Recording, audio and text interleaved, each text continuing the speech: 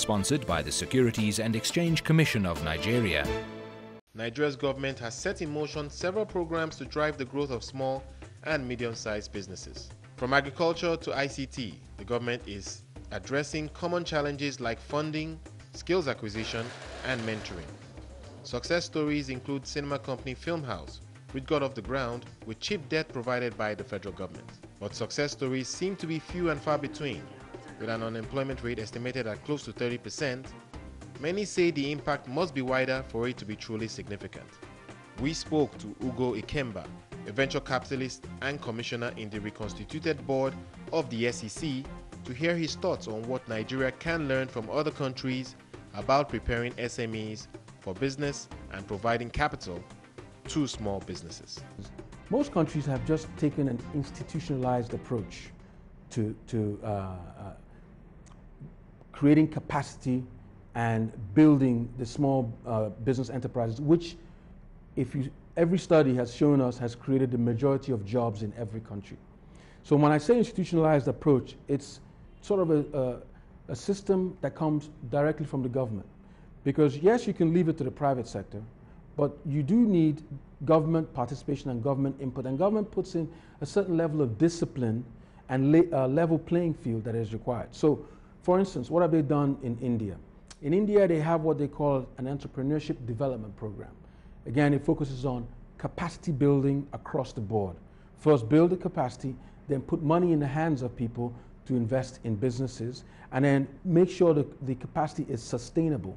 In other words, it's not a one-day program, it's a program that is ongoing and for life. So that, in the US, what has been very, very successful is the development of the Small Business Administration, alongside what they call the SBIC system, which is a small business investment companies, which put venture capital into the hands of small, medium enterprise. The United States also provides a model that emphasizes the importance of mentoring by creating a society of retired executives to take small business owners through the rudiments of building a successful business. A society of retired executives who train younger entrepreneurs coming into the market based on their own experiences. And it's a sustained program because there are always people retiring all the time who need some consulting to do, and then they can consult to small, new, younger companies. What we need to do in Nigeria, and what the SEC is encouraging, is an institutionalized approach to developing SMEs in terms of capacity building, in terms of funding.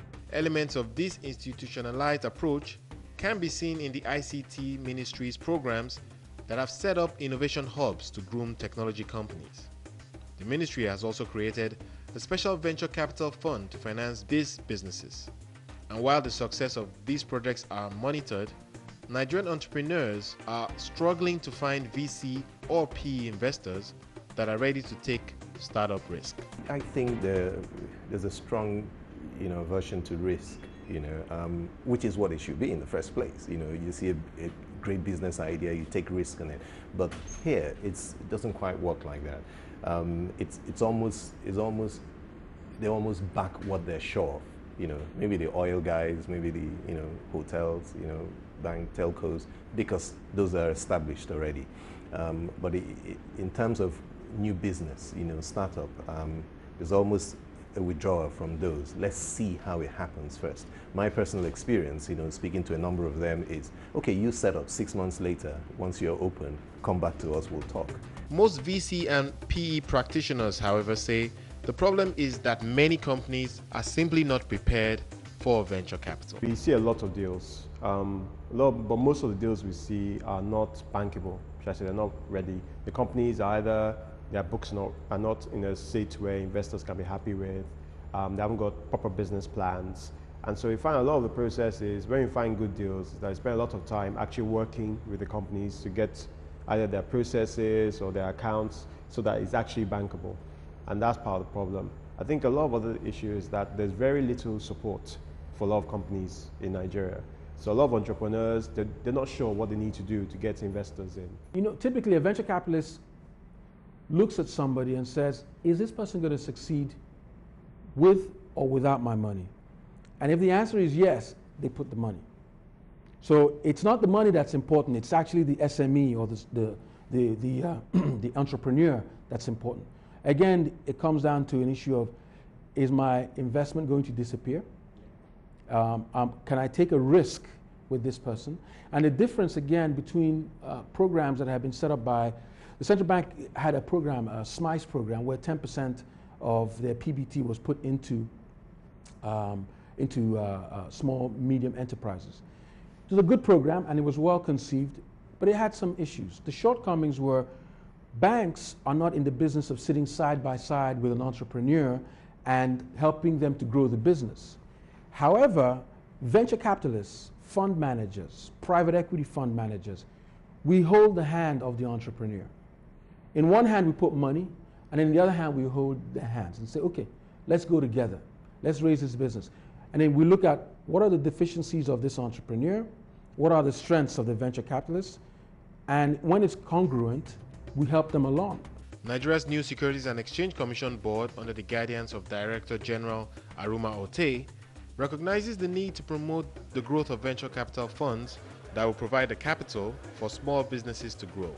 As a result, the Commission is planning to release new rules for the industry designed to segment fund managers and spell out skills and expertise for qualified practitioners. We would like to have a market where there are many more fund managers, and where there are many more fund managers who have a capacity to both educate entrepreneurs as well as to fund these entrepreneurs. And what we're doing is creating policy around that. And we're working with the fund manager and talking to the fund manager and saying, well, where are the shortcomings in the policies that have been in place that haven't engendered the type of results that you're expecting?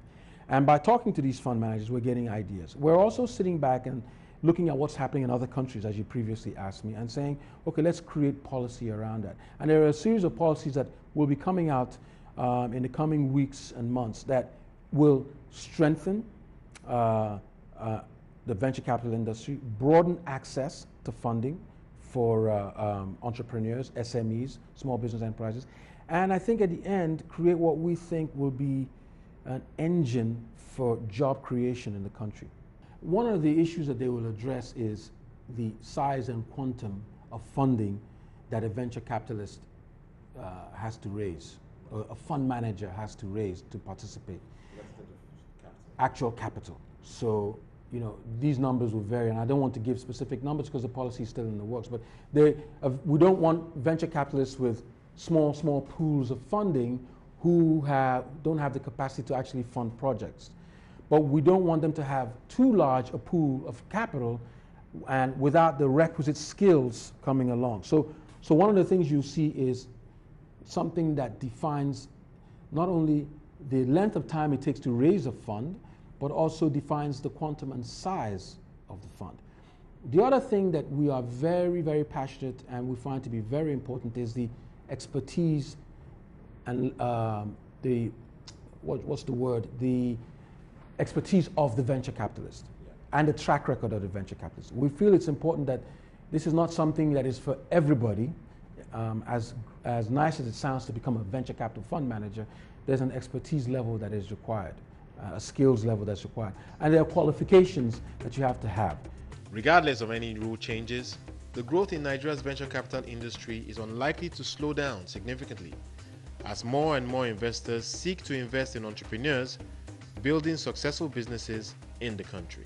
Other funds or other companies like ours who are coming in can also float similar funds, not just for agriculture, other sectors work, telecommunications, or oil and gas, transport, all these require capital. And so I do believe that the market in Nigeria is huge, with a population of about 170 million and the largest landmass, as it were, along with West African coast in this site. I do believe that if we have other companies come in, float funds that they can readily invest in business ideas and opportunities that people see, the market is quite big enough to accommodate more than 20, 30 other funds that want to play in the small and medium-sized sector. Progressive policies and regulatory reforms are key to driving the growth of small businesses in Nigeria, and early successes of businesses like Filmhouse and Morpheus provide optimism that Nigeria is on the right track. But a faster pace of reform is needed if the changes are to touch the many Nigerian entrepreneurs looking for the training and capital needed to build winning businesses.